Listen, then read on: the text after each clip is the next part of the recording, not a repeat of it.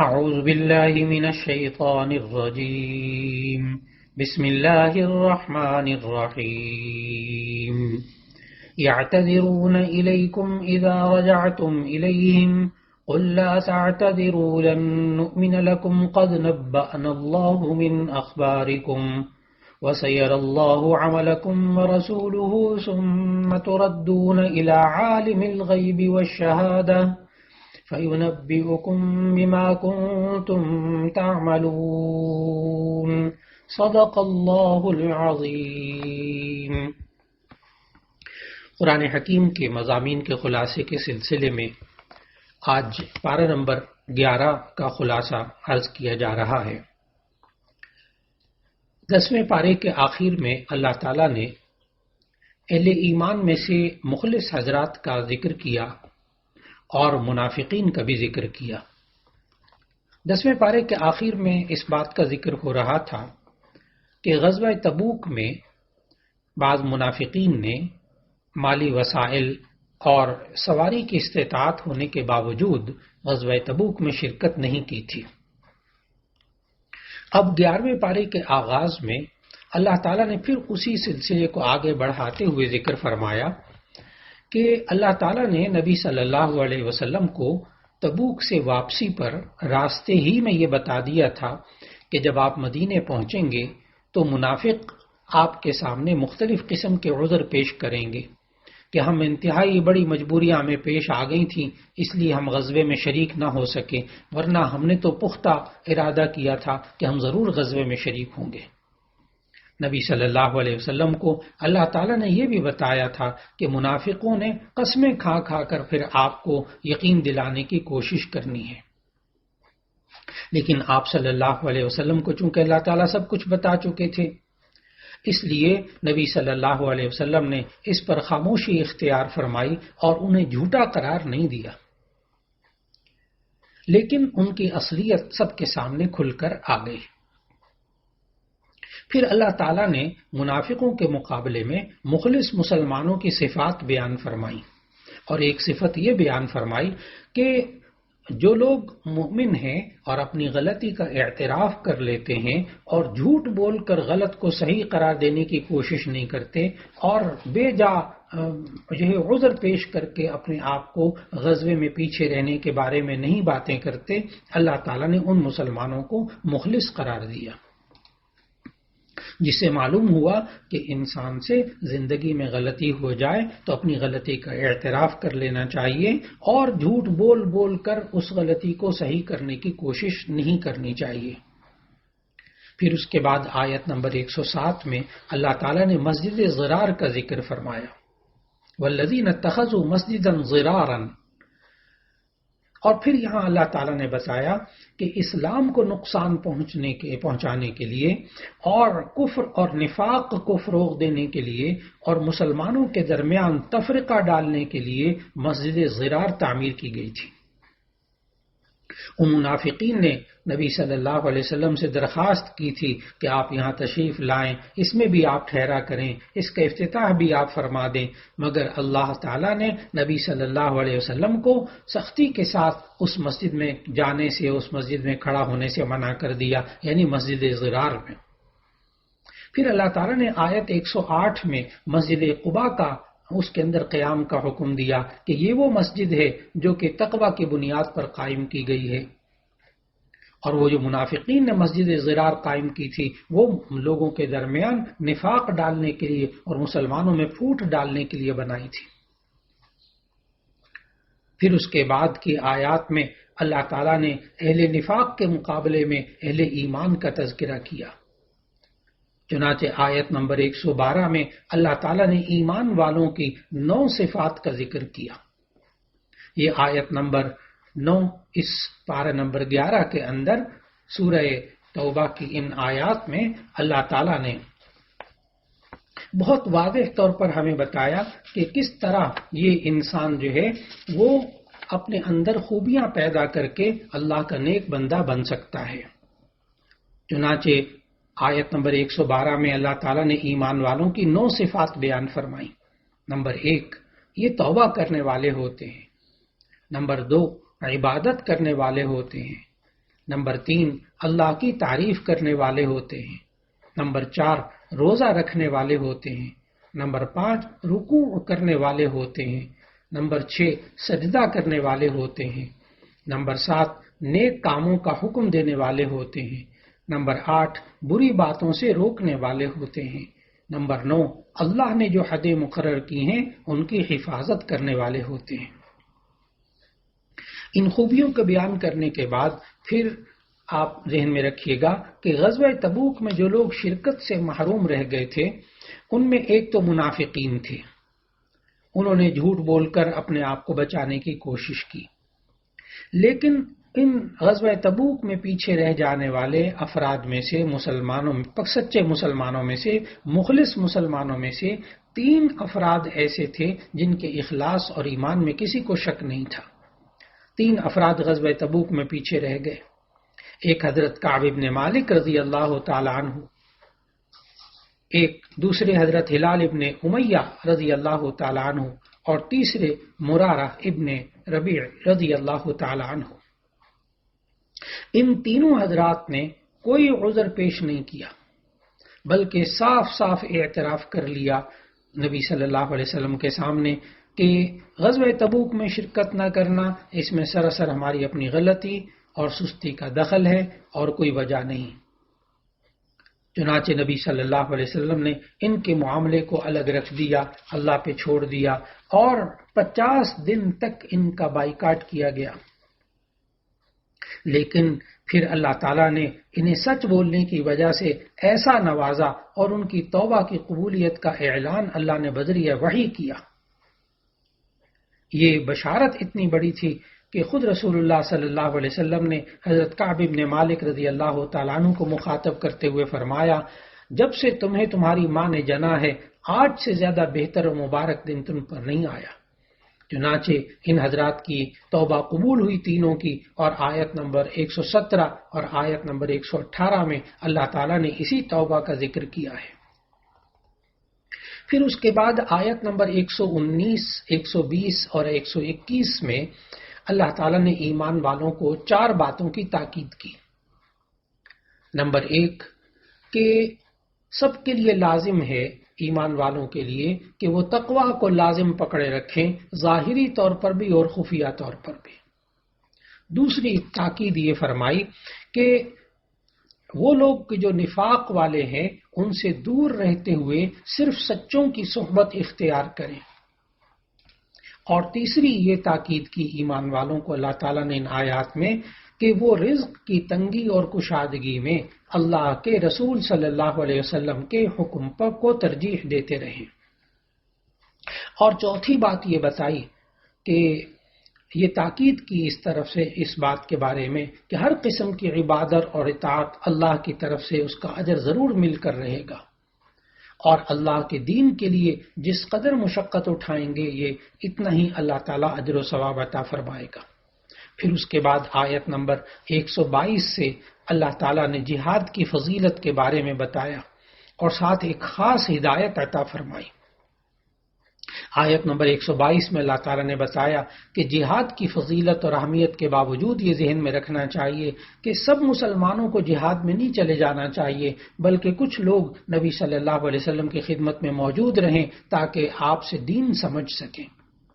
یہ آیت نمبر 122 جو ہے اس میں اللہ تعالیٰ نے پوری اسلامی مملکت کی اہمیت سمجھا دی کہ ہر اسلامی مملکت کے اندر مختلف شعبے ہیں اور مختلف شعبوں کے لیے مختلف افراد درکار ہوتے ہیں۔ کچھ افراد کے لیے تو یہ ہے کہ وہ جہاد کے شعبے میں رہیں اور اسلامی سلطنت کی حفاظت بھی کریں، اور اگر اسلامی سلطنت کے خلاف کوئی جنگ کرنے آ جائے تو اس کا مقابلہ کریں، تو ایسی صورت میں ایک فوجی طاقت بھی مکمل ہوگی اور اس کے اندر افراد مخصوص ہوں گے۔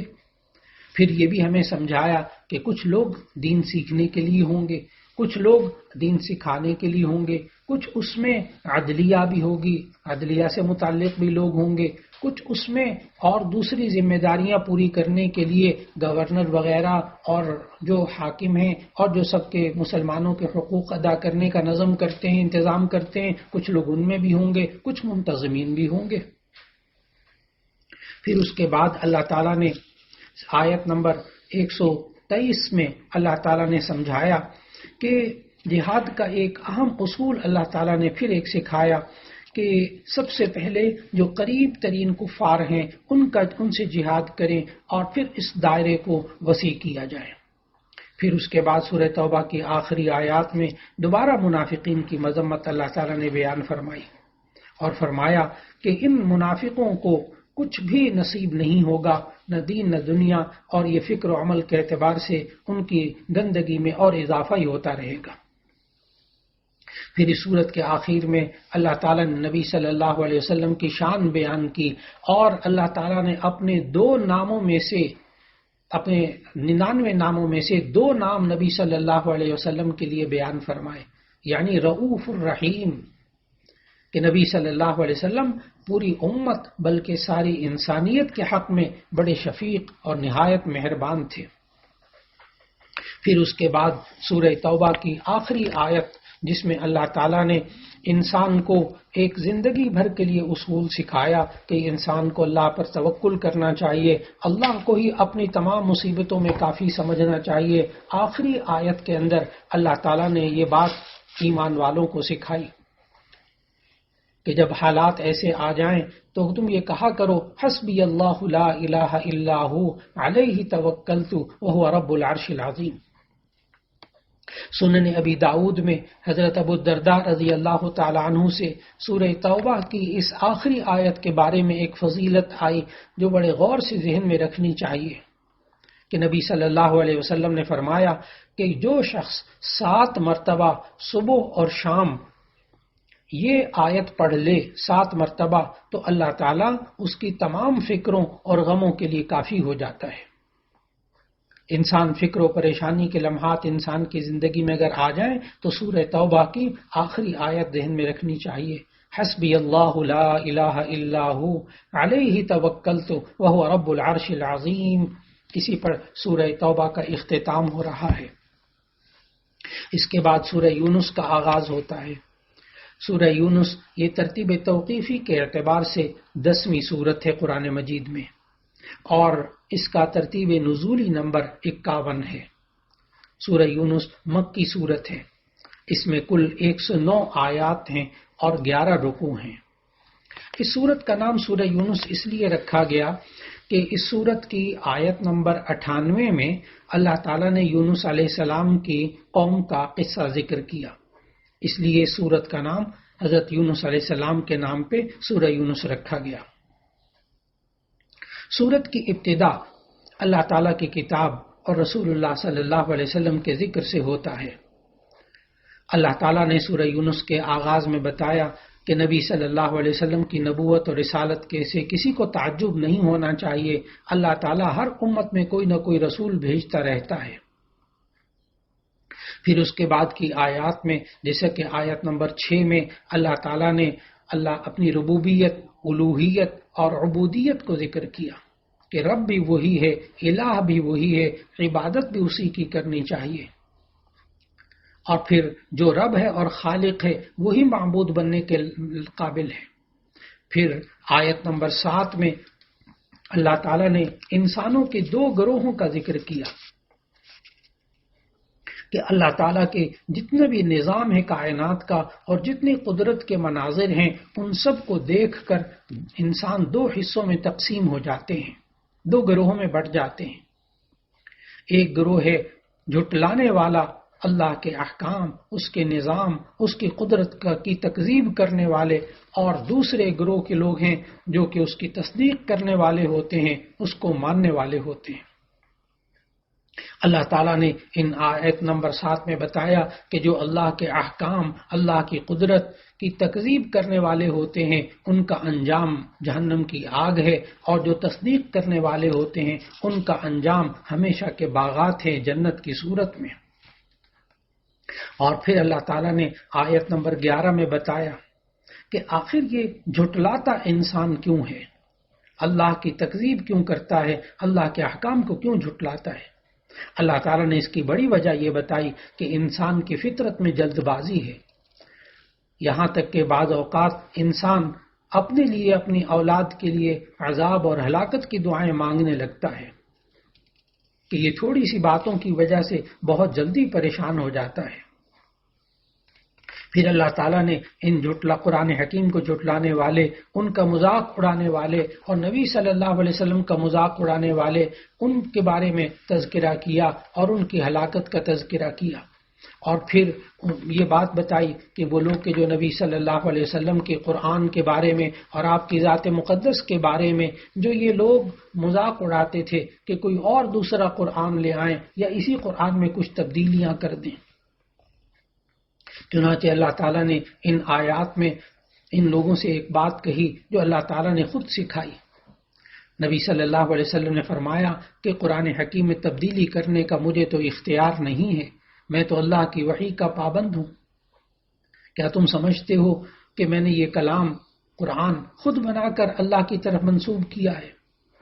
پھر اس کے بعد نبی صلی اللہ علیہ وسلم نے فرمایا قد لبثت فیکم من عمری، میں نے اپنی زندگی کے 40 سال تمہارے درمیان گزارے ہیں، تم نے کبھی مجھے جھوٹ بولتے ہوئے سنا یا کسی سے کچھ سیکھتے ہوئے دیکھا؟ یا میں پھر کیوں لگاتار زندگی میں جب کبھی جھوٹ نہیں بولا، کیا میں اللہ کے بارے میں جھوٹ بولنا شروع کر دوں گا؟ چنانچہ آپ جب تاریخ کا مطالعہ کرتے ہیں، سیرت طیبہ کا مطالعہ کرتے ہیں، تو معلوم ہوا کہ سب کے سب لوگ نبی صلی اللہ علیہ وسلم کو صادق اور امین کہتے تھے، سچا اور امانت دار کہتے تھے۔ پھر اس کے بعد اللہ تعالیٰ نے اگلی آیات میں مشرکین کی بت پرستی اور توحید کے دلائل کو ذکر کیا کہ سختی اور مصیبت کے وقت بڑے سے بڑے مشرک بھی جھوٹے معبودوں کو بھول کر اللہ کی عبادت اور اللہ کو پکارنے پر مجبور ہو جاتے ہیں۔ اور پھر اس کے بعد انسان کی نفسیاتی کیفیت اللہ نے ذکر فرمائی سورہ یونس کی آیت نمبر 22 میں اور 23 میں کہ اس انسان پر کبھی مشکل حالات آتے ہیں، کبھی انسان پر اچھے حالات آتے ہیں، لیکن انسان کا ایک خاص مزاج ہے، اور وہ مزاج اللہ تعالیٰ نے آیت نمبر 22 اور 23 میں ذکر فرمایا کہ جب انسان مشکل حالات میں آتا ہے، موجوں میں پھنستا ہے، دریاؤں میں سفر کرتے ہوئے مشکلات میں پھنستا ہے، زندگی گزارتے ہوئے کبھی مشکلات میں پھنستا ہے، تو اس انسان کا عجیب مزاج ہے دعوا اللہ مخلصین لہ الدین، پھر اللہ کو پکارتا ہے، اللہ سے خوب دعائیں مانگتا ہے۔ لیکن اللہ نے پھر اس کا مزاج بتایا انسان کا کہ فلما انجاہم اذا ہم یبغون فی الارض بغیر الحق، کہ جب ہم ان کو نجات دے دیتے ہیں پھر یہ زمین میں سرکشی کرنے لگتے ہیں، اللہ کے احکام کی خلاف ورزی کرنے لگتے ہیں۔ پھر آیت نمبر 32 میں اللہ تعالیٰ نے نبی صلی اللہ علیہ وسلم سے فرمایا کہ ان لوگوں سے ذرا کہہ تو دیں کہ تمہیں آسمان اور زمین میں سے رزق کون دیتا ہے، تمہارے کانوں اور آنکھوں کا مالک کون ہے، بے جان سے جاندار کو اور جاندار سے بے جان کو کون پیدا کرتا ہے، کیا تم اللہ سے نہیں ڈرتے؟ معلوم ہوا یہ انسان اپنی زندگی کے اندر اللہ کی قدرت اور اپنے جسم کے اندر جو اللہ نے نشانیاں رکھی ہیں ان میں غور کرے تو انسان کو اللہ کی معرفت حاصل ہو جاتی ہے۔ پھر اللہ تعالیٰ نے قرآن مجید کے حوالے سے اس کو ایک معجزہ قرار دیتے ہوئے دعویٰ کیا آیت نمبر 38 کے اندر کہ قرآن حکیم کی صداقت کے حوالے سے یہ چیلنج کیا ان لوگوں کے کہ اگر تم یہ کہتے ہو کہ یہ انسانی کلام ہے تو پھر تم بھی اس جیسی کوئی صورت بنا کر لے کر آ جاؤ۔ چنانچہ ان لوگوں نے کوشش بھی کی، لیکن قرآن مجید کے کلام کے مقابلے میں کوئی صورت کیا، ایک صورت اور ایک آیت نہ بنا سکے۔ پھر آیت نمبر 39 میں اللہ تعالیٰ نے وجہ بھی بتائی اس جھٹلانے کی، فرمایا اللہ تعالیٰ نے آیت نمبر 39 میں کہ انسان کی طبیعت ہی ایسی ہوتی ہے کہ جس چیز سے جاہل ہوتا ہے اور اس کی حقیقت نہیں سمجھ پاتا تو سرے سے اس کا انکار کر دیتا ہے۔ پھر اللہ تعالیٰ نے آیت 44 میں فرمایا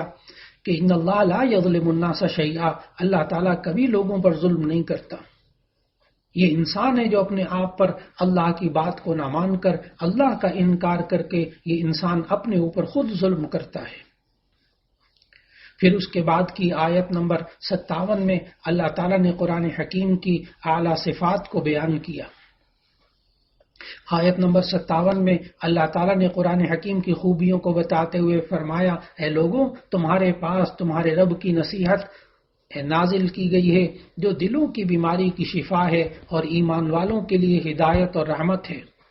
یہ کتاب اللہ کے فضل اور اس کی رحمت سے نازل ہوئی ہے۔ لوگوں کو چاہیے کہ وہ اس سے خوش ہوں، اور یہ دنیا کا مال و دولت اس سب سے کہیں بہتر نہیں ہو سکتا جو کہ اللہ نے قرآن دیا ہے۔ پھر اس کے بعد اللہ تعالیٰ نے نصیحت کے 3 قصوں کا ذکر کیا، اور اس میں سب سے پہلے اللہ تعالیٰ نے نوح علیہ السلام کا ذکر کیا کہ کس طرح نوح علیہ السلام کی قوم یہ شرک میں مبتلا ہوئی اور اللہ تعالیٰ بت پرستی میں مبتلا ہوئی، اور اللہ تعالیٰ نے 950 سال کا زمانہ عطا فرمایا جس میں پوری زندگی حضرت نوح علیہ السلام نے تبلیغ میں گزار دی، لوگوں کو سمجھانے میں گزار دی۔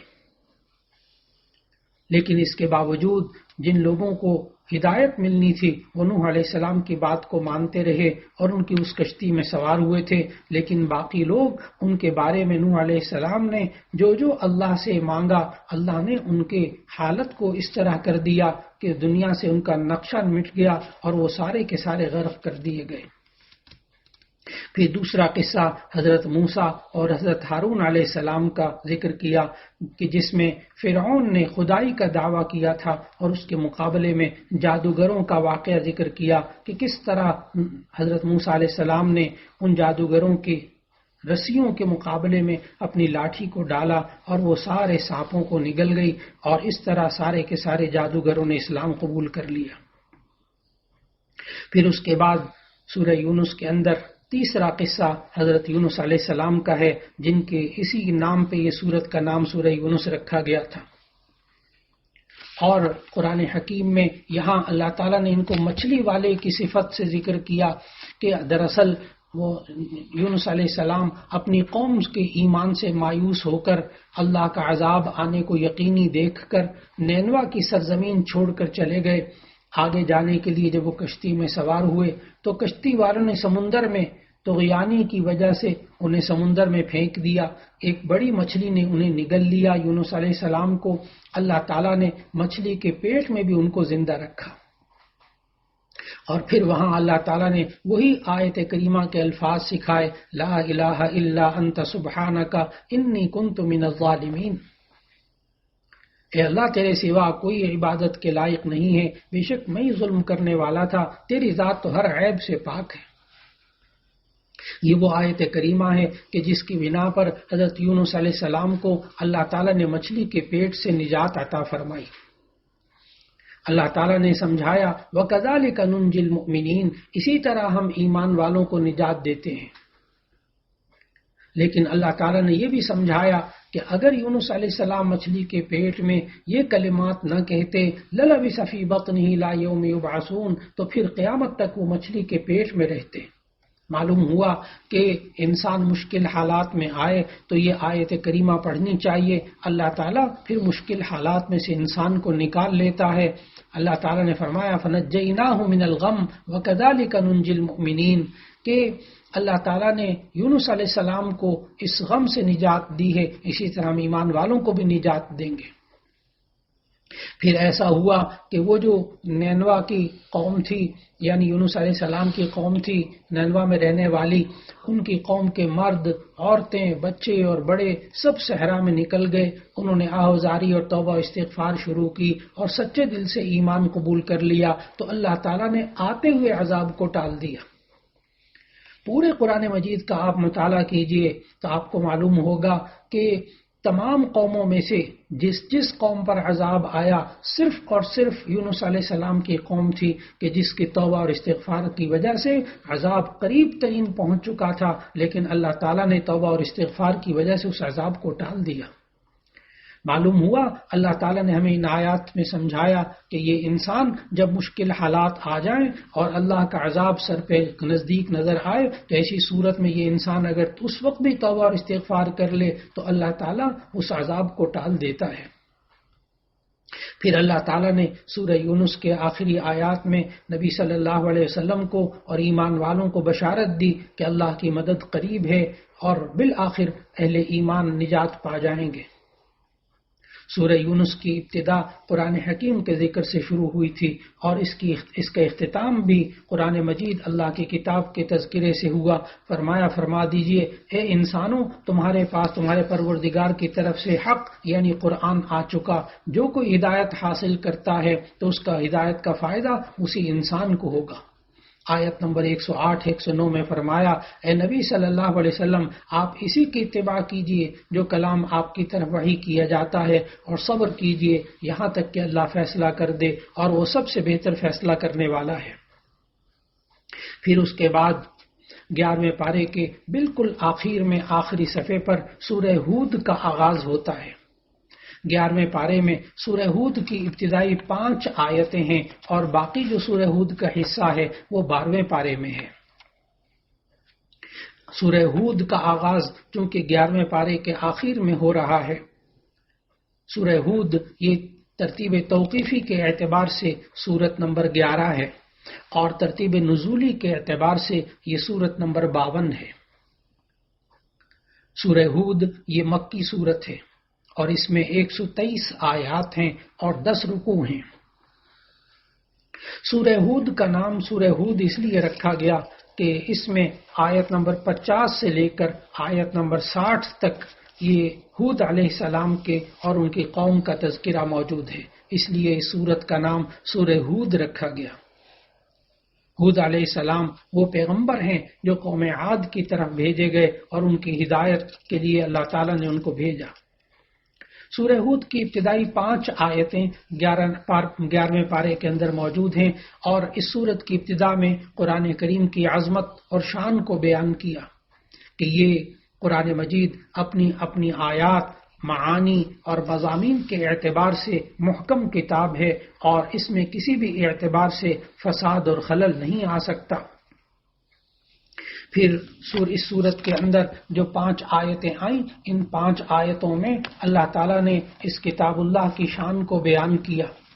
اور اللہ کی کتاب کی شان کو بیان کرنے کے بعد پھر 11ویں پارے کے آخری آیات میں اللہ تعالیٰ نے سمجھایا کہ یہ وہ اللہ ہے جو کہ دلوں کے بھید کو جانتا ہے، یعلم ما یسرون وما یعلنون انہ علیم بذات الصدور، یہ وہ اللہ ہے جو کہ چھپی ہوئی باتوں کو بھی جانتا ہے اور اعلانیہ باتوں کو بھی جانتا ہے، سینوں کی باتوں کو بھی جاننے والا ہے۔ اس لیے انسان کو اپنے ظاہر اور باطن ہر طرح کو اللہ کے حکم کے مطابق بنانا چاہیے۔